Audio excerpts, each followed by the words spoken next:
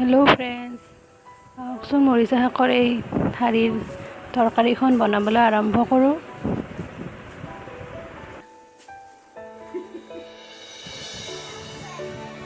মৰিচাৰ ঠাৰিবোৰৰ বাকলিবোৰ গুচাই এনেধৰণে কাটি লৈছোঁ। 3টামান আলু এনেদৰে সৰু সৰুকৈ কাটি লৈছোঁ। এটা পিঁয়াজ অলপমান কাটি লৈছোঁ। সৰিয়হ লৈছোঁ অকণমান বটি, 2টা জলকীয়া আৰু আদা নহৰু পেষ্ট। কেৰাহীত অকণমান তেল দি গৰম হ'বলৈ দিছোঁ। তেলখিনি গৰম হোৱাত 2টা শুকান জলকীয়া দি দিছোঁ। অকণমান পিঁয়াজ দি দিছোঁ।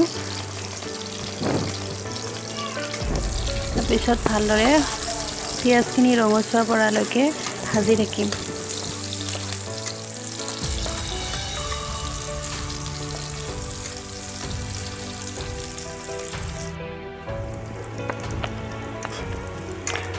ৰঙচুৱা পৰালৈকে ভাজি আছোঁ।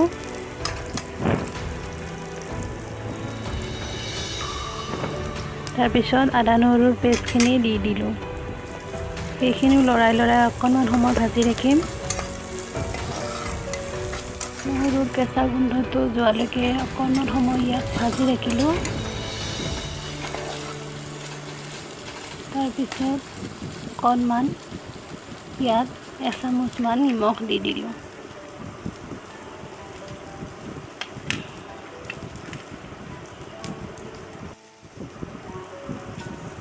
তাৰ লগতে সৰিয়হ বটাখিনিও দি দিলোঁ। তাৰপিছত অকণমান সময় ইয়াক ভাজি ল'ম।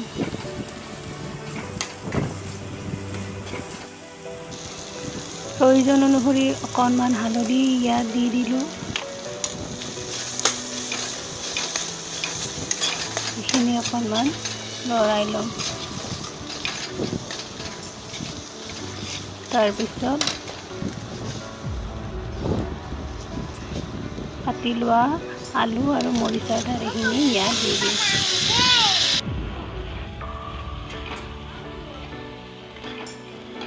সেইখিনিও অকণমান ভালদৰে ভাজি ল'ম।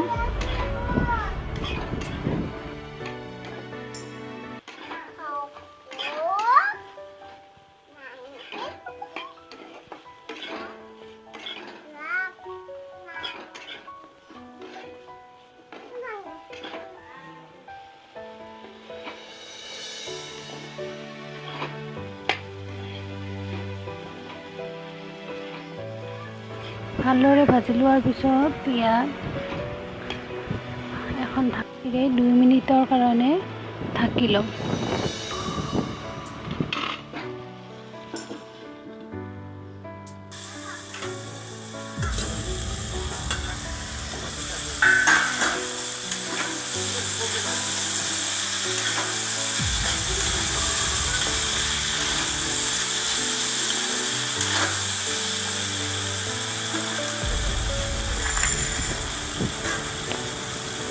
ইয়াত 1 গিলাচ পানী দিম।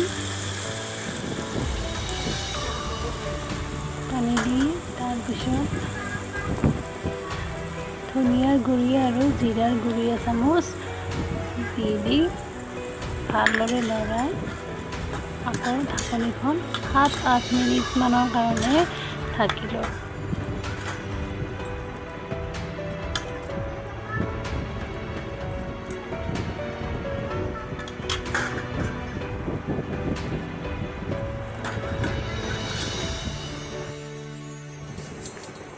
সাত-আঠ মিনিটমানৰ পিছত ঢাকনিখন গুচাই এইখিনি প্ৰায় পানী শুকাই গৈছে। ভালদৰে এবাৰ ইয়াক লৰাই লৈছোঁ। আকৌ ইয়াক অলপ সময়ৰ কাৰণে 2-3 মিনিটমানৰ কাৰণে আকৌ ঢাকনিখনেৰে ঢাকি থ'ম। 2-3 মিনিটমানৰ পিছত ঢাকনিখন আঁতৰাই দেখিলোঁ এইখিনি প্ৰায় সিজাৰ নিচিনাই লাগিছে। পানীখিনি এইবাৰ ভালদৰে ঢাকনিখন আঁতৰাই শুকাবলৈ দিম। গেছৰ জুইখিনি অকণমান বঢ়াই ল'ম। ইয়াত 3টা কেঁচা জলকীয়া দি দিলোঁ। মই কেঁচা জলকীয়াকেইটা গোটাকৈ দি দিলোঁ। আপোনালোকে হয়তো ফালি দিব পাৰে, নহ'লে খুন্দি দিব পাৰে। মই ইয়াৰ এডাল ভাঙি চাইছোঁ, ধুনীয়াকৈ সিজি গৈছে, পানীখিনিও শুকাই গৈছে। এই তৰকাৰীখন ৰেডি হৈ গ'ল। মই এইখন নমাই ল'লোঁ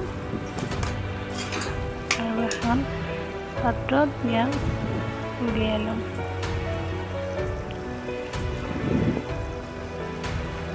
আপোনালোকে যদি এই তৰকাৰীখন খোৱা নাই এবাৰ বনাই খাব, খুব ভাল লাগে।